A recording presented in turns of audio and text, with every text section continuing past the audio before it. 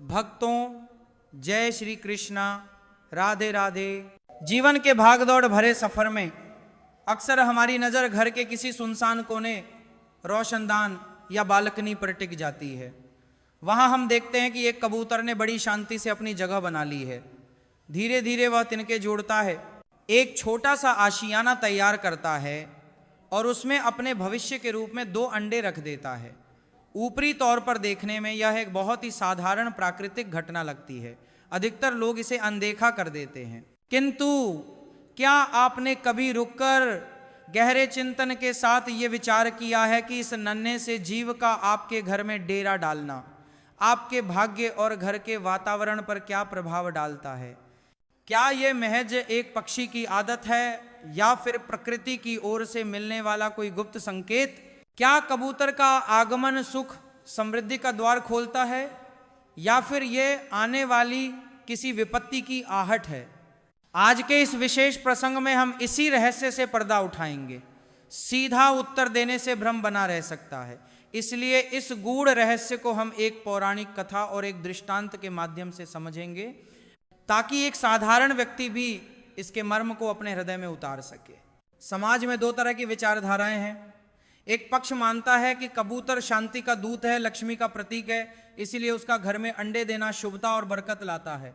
वहीं दूसरा पक्ष इसे दुर्भाग्य से जोड़ता है। उनका मानना है कि यह घर पर बोझ बढ़ाता है, दरिद्रता लाता है और समस्याएं खड़ी करता है।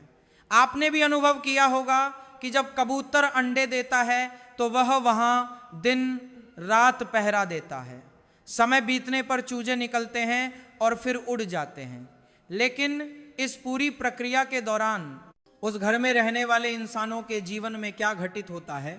क्या तनाव के बादल छंटते हैं या मुसीबतें और घनी हो जाती हैं? विद्वान और बुजुर्गों के मत भी बंटे हुए हैं। कोई इसे वास्तु का दोष बताता है तो कोई ईश्वरीय आशीर्वाद। ऐसे में सत्य क्या है? क्या यह मात्र संयोग है कि कुछ घरों में कबूतर के आने के बाद दिन दूनी रात चौगुनी तरक्की हुई, जबकि कुछ घरों में कलह और बीमारी ने पैर पसार लिए? क्या कबूतर इंसानी बस्ती और हमारे घरों को किसी खास वजह से चुनते हैं? जंगल और पेड़ छोड़कर वे हमारे आंगन में क्यों आते हैं? इन सभी उलझनों को सुलझाने के लिए आइए हम चलते हैं उस पावन कथा की ओर जो इस रहस्य की परतें खोलेगी। कैलाश पर्वत का दृश्य और नारद शिव संवाद। सृष्टि के कण कण में व्याप्त देवों के देव महादेव पवित्र कैलाश पर्वत की धवल चोटियों पर गहन समाधि में लीन थे।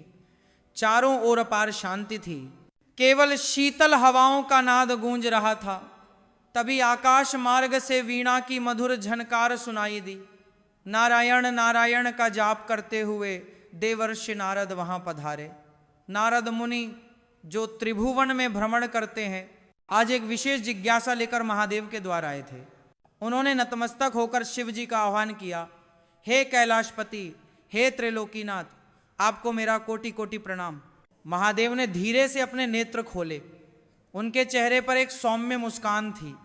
उन्होंने कहा, पधारिए देवर्षि, आज आप किस चिंता या जिज्ञासा के वशीभूत होकर यहाँ आए हैं?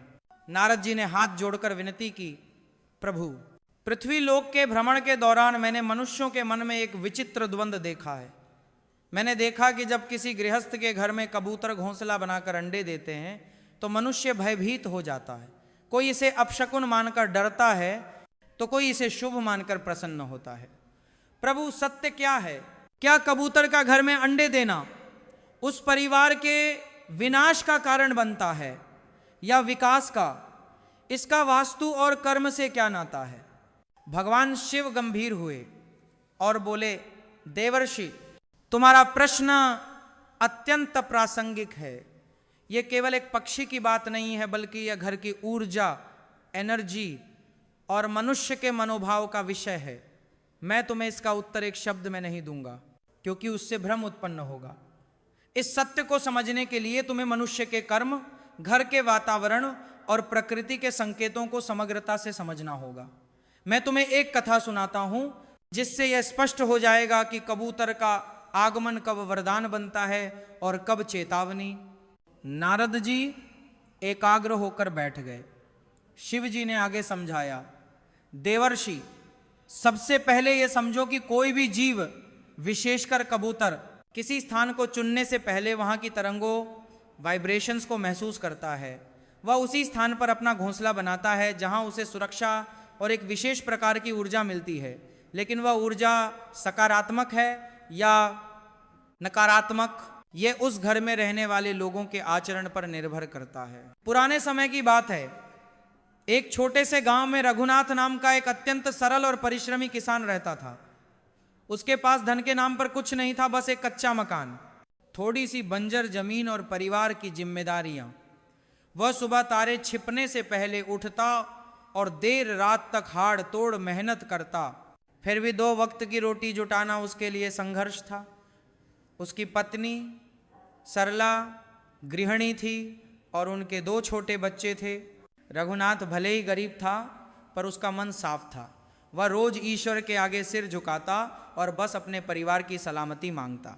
एक दिन तपती गर्मियों में रघुनाथ ने देखा कि उसके घर की छत की एक पुरानी शहतीर बीम के पास कबूतरों के एक जोड़े ने तिनके जमा करना शुरू कर दिया है। रघुनाथ ने इसे प्रकृति का खेल समझकर रहने दिया। कुछ ही दिनों में वहां एक घोंसला बन गया और कबूतर ने उसमें 2 अंडे दे दिए। आरंभ में सब सामान्य लगा। घर में पक्षियों की गुटरगू गूंजने लगी। सरला को लगा कि शायद यह कोई शुभ संकेत है, शायद अब उनके दिन बदलेंगे। लेकिन नियति को कुछ और ही मंजूर था।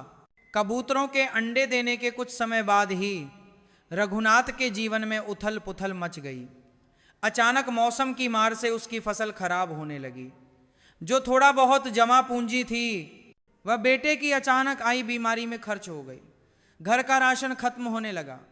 कर्ज देने वाले दरवाजे पर दस्तक देने लगे। घर का माहौल जो गरीबी में भी शांत रहता था, अब तनाव और कलह से भरने लगा। गांव के कुछ लोगों ने जब यह देखा तो उन्होंने रघुनाथ को डराना शुरू कर दिया। वे कहने लगे, रघुनाथ, तेरे घर में कबूतर ने अंडे दिए हैं, ये दरिद्रता की निशानी है, ये अपशकुन है, तुरंत उस घोंसले को हटा दे वरना तुम बर्बाद हो जाओगे। रघुनाथ धर्म संकट में फंस गया। एक तरफ उसकी ममता थी जो एक मूक प्राणी का घर नहीं उजाड़ना चाहती थी, और दूसरी तरफ परिवार की बदहाली। वह सोचता, क्या सच में इन बेजुबानों के कारण मेरे बच्चे भूखे मर रहे हैं। एक रात मूसलाधार बारिश हुई और तेज आंधी चली। हवा के झोंके से घोंसले से एक अंडा नीचे गिरकर टूट गया। अगली ही सुबह रघुनाथ की बेटी भी तेज बुखार की चपेट में आ गई। अब रघुनाथ का धैर्य जवाब दे गया। उसका मन शंकाओं से भर गया कि यह सब उसी अपशकुन का परिणाम है। वह हताश होकर समाधान खोजने के लिए गांव के मंदिर की ओर भागा, जहां संयोग से एक पहुंचे हुए संत पधारे थे। संत का ज्ञान और समाधान। भीड़ को चीरता हुआ रघुनाथ उन महात्मा के चरणों में गिर पड़ा। रोते हुए उसने अपनी व्यथा सुनाई, कैसे कबूतर आए, अंडे दिए और कैसे उसका हंसता खेलता। भले ही गरीब, परिवार मुसीबतों के दलदल में धंस गया। उसने पूछा, महाराज, क्या कबूतर का घर में अंडे देना मेरे विनाश का कारण है? संत ने रघुनाथ के सिर पर हाथ रखा और अत्यंत करुणा से बोले, बेटा शांत हो जाओ। तुम जिस बात को अपनी मुसीबतों की वजह मान रहे हो वह केवल तुम्हारी भ्रांति है। समाज में फैली आधी अधूरी बातों ने तुम्हारे मन में डर बिठा दिया है। सत्य को ध्यान से सुनो। मैं तुम्हें 3 सूत्र बताता हूं। पहला सत्य, बेटा कबूतर या कोई भी पक्षी दुर्भाग्य लेकर नहीं आता। वह तो केवल एक आईना है। जब तुम्हारे घर में कबूतर ने अंडे दिए तो वह तुम्हारे घर की स्थिति को दर्शा रहा था। कबूतर अक्सर उन जगहों को चुनते हैं जहां इंसान कम जाते हैं या जहां शांति होती है, लेकिन कभी कभी वे ऐसे स्थानों पर भी आते हैं जहां ऊर्जा में स्थिरता की कमी होती है। दूसरा सत्य, तुम्हारे जीवन में जो कष्ट आए वे कबूतर के आने से नहीं आए। वे कष्ट तुम्हारे पूर्व कर्मों और समय चक्र के कारण आने ही थे। कबूतर का आना तो मात्र एक संयोग या संकेत था। तुमने उस घटना को अपने बुरे वक्त के साथ जोड़ लिया। इसे ऐसे समझो, जब घर गंदा होता है तो मक्खियां आती हैं। मक्खियां गंदगी नहीं लाती, वे गंदगी होने का संकेत देती हैं। उसी तरह अगर घर की ऊर्जा भारी हो रही थी तो प्रकृति ने तुम्हें सचेत किया। तीसरा और अंतिम सत्य, तुम डर के कारण उस जीव को दोषी मान रहे हो। समाधान घोंसला तोड़ने में नहीं, अपने घर और मन को जोड़ने में है। अगर तुम चाहते हो कि यह संकेत शुभ फल दे तो अपने घर की वास्तु और मन की स्थिति बदलो। घर में साफ सफाई रखो, कलह क्लेश बंद करो, ईश्वर का भजन करो और दान पुण्य करो। जब तुम अपने घर के वातावरण को सकारात्मक पॉजिटिव बना लोगे तो वही कबूतर तुम्हारे लिए शांति और समृद्धि का प्रतीक बन जाएगा। संत ने समझाया कि दोष पक्षी में नहीं, हमारी दृष्टि और हमारे घर के वातावरण में होता है। डर को त्याग कर कर्म को सुधारो। रघुनाथ को जैसे नई दृष्टि मिल गई, उसे समझ आ गया कि उसे कबूतरों से डरना नहीं बल्कि अपनी परिस्थितियों से लड़ना है और घर का माहौल सुधारना है। वह घर लौटा, उसने पूरे उत्साह से घर की सफाई की, मन से डर निकाला और फिर से मेहनत में जुट गया। धीरे धीरे समय बदला और उसके घर में फिर से खुशहाली लौटने लगी। भगवान शिव ने कथा समाप्त करते हुए नारद जी से कहा, देवर्षि, यही इस प्रश्न का उत्तर है। कबूतर का घर में अंडे देना न तो पूर्णतः शुभ है न ही अशुभ, यह एक संकेत है। यदि घर के लोग सात्विक हैं, परिश्रमी हैं और प्रेम से रहते हैं तो यह वृद्धि का कारक बनता है। लेकिन यदि घर में गंदगी, आलस्य और क्लेश है तो ये आने वाली समस्याओं की ओर इशारा करता है। नारद जी ने नतमस्तक होकर कहा, प्रभु, आज आपने मेरी और समस्त संसार की आंखें खोल दी। भय का कारण अज्ञान है। अतः भक्तों, इस कथा का सार यही है, यदि आपके घर में कबूतर आएं और अंडे दें तो घबराएं नहीं। इसे अंधविश्वास से जोड़कर मन को मैला न करें। यह एक अवसर है यह जांचने का कि आपके घर का वातावरण कैसा है। उस मूक प्राणी की सेवा करें, उन्हें दाना पानी दें, लेकिन साथ ही अपने घर की साफ सफाई और आपसी प्रेम को बढ़ाएं। याद रखें, जो घर प्रेम और सकारात्मकता से भरा होता है वहाँ कोई भी अपशकुन टिक नहीं सकता। वहाँ पक्षी का आना साक्षात ईश्वरीय आशीर्वाद बन जाता है। अपने कर्मों पर विश्वास रखें और मन में दया का भाव रखें। राधे राधे।